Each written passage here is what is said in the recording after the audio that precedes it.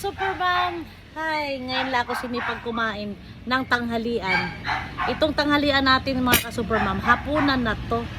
Alas 4 na kasi kanina napagod ako sa kaluto nung ginawa kong tortang talong na Shanghai. Ito oh. Ayan. Ngayon, may additional ulam ako. Ayan! Sinantulan. Santol. Ginataang santol. Binigay sa akin nung aking kaibigan kasi masarap siya magluto. Tuwing nagluluto siya ng sinantulan, binibigyan ako. Ngayon, ang sausawan natin ito, itong tortang Shanghai na ginawa ko ay hot and spicy na ketchup at original na ketchup, no? Mas masarap pa sana kung sweet and sour na maanghang. Kaso wala na tayo nun. So, ito na lang. Unahin muna natin ang lagay tayo ng sausawan.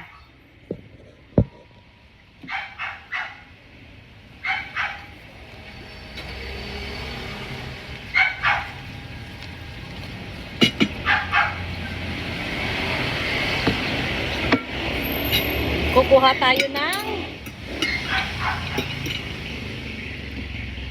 tortang Shanghai. Sarap. Sarap. Try nyo magluto. Sarap.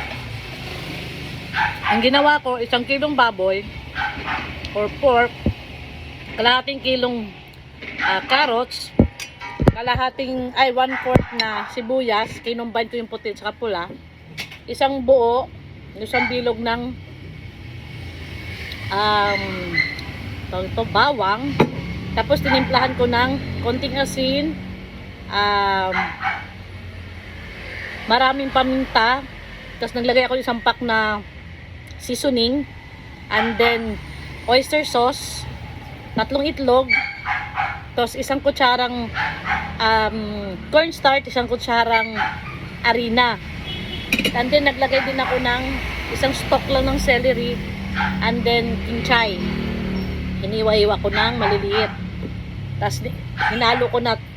Tapos yung pinagtanggalan ko ng ng talong, chinap ko rin ng maliliit, hinalo ko sa mixture.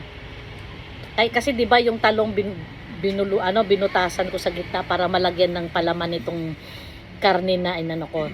Yun lang. Tapos nilagyan ko lang yung talong na binutasan ko, and then sinawsaw ko ng baliktaran sa cornstarch na mixture ng harina. Tapos pinirito ko. Medium heat lang. Hindi sobrang mahina kasi sisip-sip naman yung mantika. Hindi rin sobrang high fire kasi pag high fire mo, sunog to sa gitna, hilaw. So medium fire lang siya. Unti-unti lang na medyo mainit. So perfect na perfect ang pagkaluto katulad nito. Yan. Diba? Yan. At saka hindi siya matakaw sa mantika. Try nyo magluto. Ang sarap.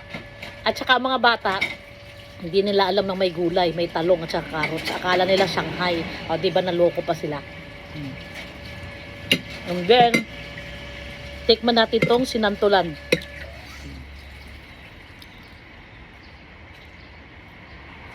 Sarap. Maanghang. Kasi, nadurog na yung siling haba o siling sigang. Pero, masarap yung pag-aanghang. Yung parang nangangagat lang. Hindi yung katulad nung sili na pula na maanghang talaga. Hindi. Masarap. Yung anghang niya humahagod lang dito. Sarap. Nung last time, binigyan din niya ako nito. Ganito din kadami. Yan, ganyan din kadami. Ginawa ko, pinapak ko lang. Ang sarap papakin. Pero since ngayon, natanghalian at hapunan na ito, kumuha ako ng 3/4 cup na kanin. Diba? Ang sarap ng combination ko. Tortang Shanghai at sinantulan. The best partner.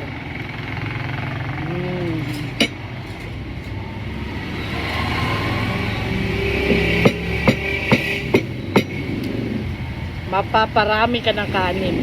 Pero ako hindi na ako magdadagdag. Kasi, papakin ko na lang siya para maubos. Kasi, ewan ko yung mga anak ko kung kakain sila. Pero apo ko hindi makakain kasi maanghang. Pero masarap.